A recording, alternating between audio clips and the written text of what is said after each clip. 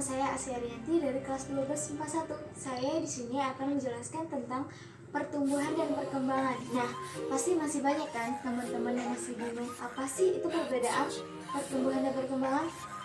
Ikuti penjelasan selanjutnya. Nah, kita akan masuk ke bagian pertama, yaitu definisi pertumbuhan dan perkembangan. Apa sih itu pertumbuhan? Pertumbuhan adalah, maaf ya tulisannya jelek. Pertumbuhan adalah pertambahan ukuran.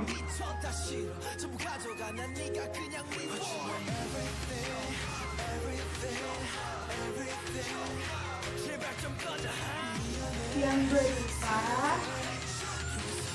massa, volume, tinggi, dan lain sebagainya.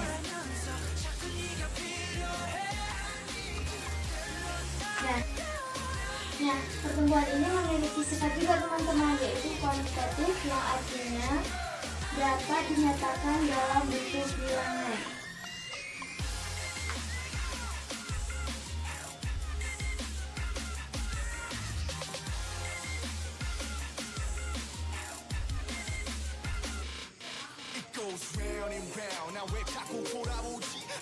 Nah, apa sih perbedaannya dengan perkembangan? Kalau perkembangan itu adalah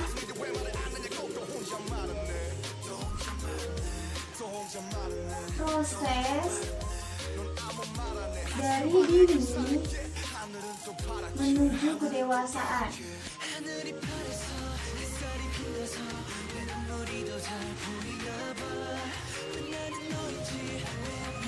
Nah, perbedaannya di sini dia memiliki sifat kualitatif, yaitu berkebalikan dari kuantitatif.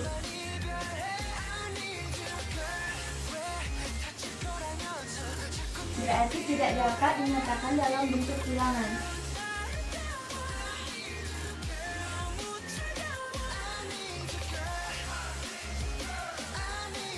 Nah, kita akan masuk ke bagian yang kedua, yaitu pola pertumbuhan dan perkembangan pada tumbuhan. Nah, apa saja? Pertama adalah perkembangan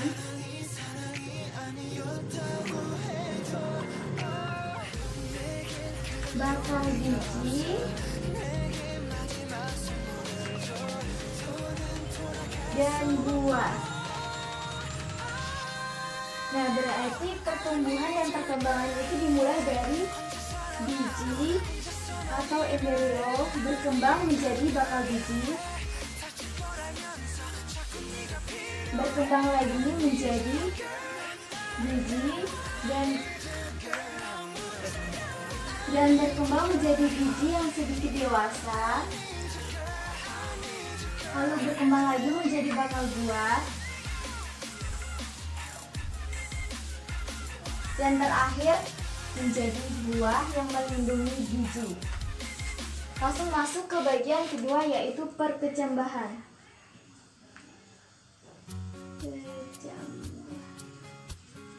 Apa sih itu perkecambahan? Perkecambahan adalah proses perkecambahan. Perkecambahan itu adalah peristiwa tumbuhnya embrio di dalam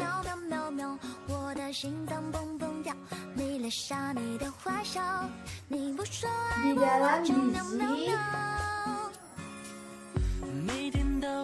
menjadi tanaman baru.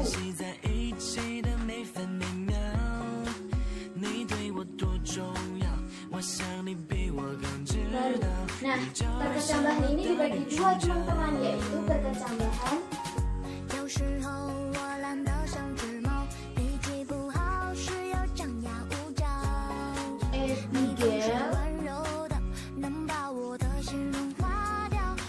epigel dan perkecambahan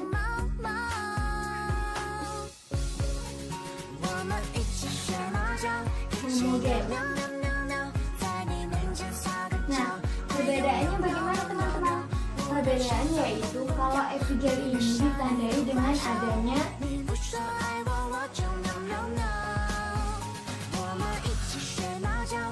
homokotil.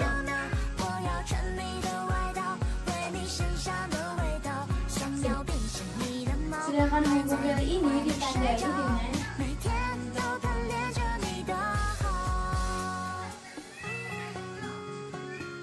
epikotil.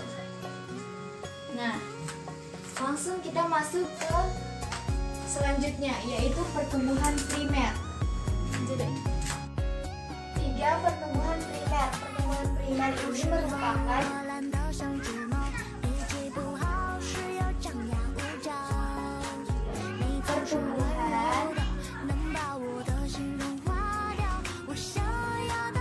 yang terjadi karena adanya meristem primer.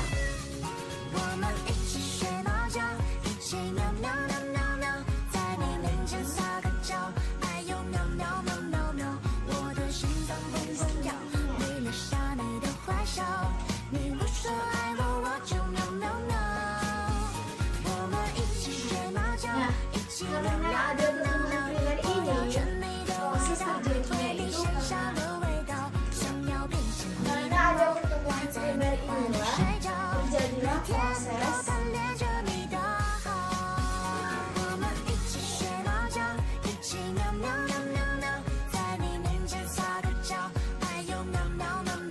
pemadaman akar, daun,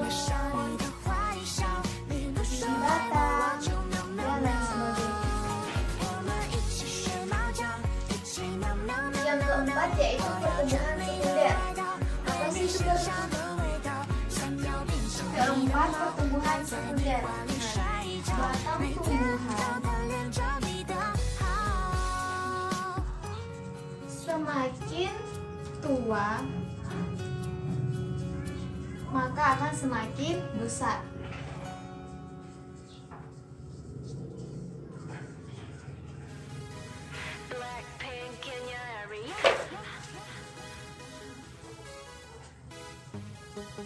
Nah, hal ini disebabkan oleh adanya pertumbuhan sekunder, teman-teman. Masuk ke bagian ketiga, yaitu faktor-faktor yang memengaruhi pertumbuhan dan perkembangan pada tumbuhan. Nah, apa saja teman-teman? Ada dua, yaitu faktor internal dan faktor eksternal. Kalau faktor internal ini dari dalam tumbuhan, sedangkan faktor eksternal berasal dari luar tumbuhan. Dalam faktor internal ada dua, teman-teman. Yang pertama yaitu hormon dan yang kedua adalah hereditas. Apa saja itu hormon? Ada auksin, sitokin, giberellin, asam asisat, etilen, kaolin, dan yang terakhir adalah asam traumalin. Nah, yang kedua ini hereditas atau sering disebut dengan genetik, teman-teman. Nah, di sini gen berfungsi mengatur sintesis enzim untuk mengendalikan proses kimia dalam sel. Nah, tanaman yang mengandung gen yang baik dan mendukung kondisi lingkungan yang sesuai akan memperlihatkan pertumbuhan dan perkembangan yang baik pula, teman-teman. Nah, langsung kita masuk ke faktor kedua, yaitu faktor eksternal. Apa saja? Ada suhu, ada kelembapan, ada hara mineral, ada cahaya, dan lain sebagainya, teman-teman.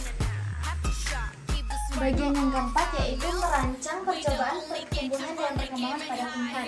Nah, biasanya seorang peneliti itu sebelum melakukan percobaan mereka akan merancang terlebih dahulu. Nah, biasanya peneliti ini menggunakan metode ilmiah. Apa sih itu metode ilmiah? Metode ilmiah adalah proses atau langkah-langkah sistematis untuk memecahkan masalah ilmiah. Nah, apa saja langkah-langkahnya? Pertama, yaitu merumuskan masalah. Rumusan merupakan suatu pertanyaan yang akan kita jawab, yang akan kita cari jawabannya melalui pengumpulan data. Dengan hipotesis adalah jawaban sementara dari pertanyaan yang akan kita cari nantinya, teman-teman. Yang ketiga yaitu menyusun rencana percobaan. Nah, menyusun rencana percobaan ini dimulai dari menentukan variabel penelitian. Variabel penelitian ini adalah faktor yang memiliki nilai dan masih dapat kita ubah nilainya. Nah, yang kedua yaitu menentukan alat dan bahan. Biasanya sebelum melakukan percobaan kita akan mengumpulkan alat dan bahan untuk penelitian tersebut, teman-teman. Yang ketiga yaitu menentukan cara kerja. Yang keempat, tabulasi data. Yang kelima, mengolah dan menganalisis. Yang keempat nah, yang selanjutnya ini mengolah dan menganalisis data. Nah, dalam suatu dilakukan dengan mendeskripsikan data dan melakukan uji statistik. Selanjutnya yaitu 5. Menyusun laporan percobaan. Menyusun laporan percobaan merupakan salah satu kewajiban peneliti, teman-teman. Nah, laporan percobaan ini harus ditulis dengan jelas dan tepat. Laporan disusun berdasarkan langkah penelitian yang sudah dilakukan secara urut. Nah, sampai di sini penjelasan dari saya. Semoga bermanfaat bagi teman-teman sekalian. Sampai di sini penjelasan saya tentang pertumbuhan dan perkembangan. Semoga bermanfaat bagi teman-teman sekalian. Wassalamualaikum warahmatullahi wabarakatuh. You're my honey bun, sugar plum, pumpy umby umpkin. You're my sweetie pie. You're my cupcake, gumdrop, snickums, spickums. You're the apple of my eye. And I love you so, and I want you to know that I'll always be right here. And I love to sing 3 songs to you because you are so dear.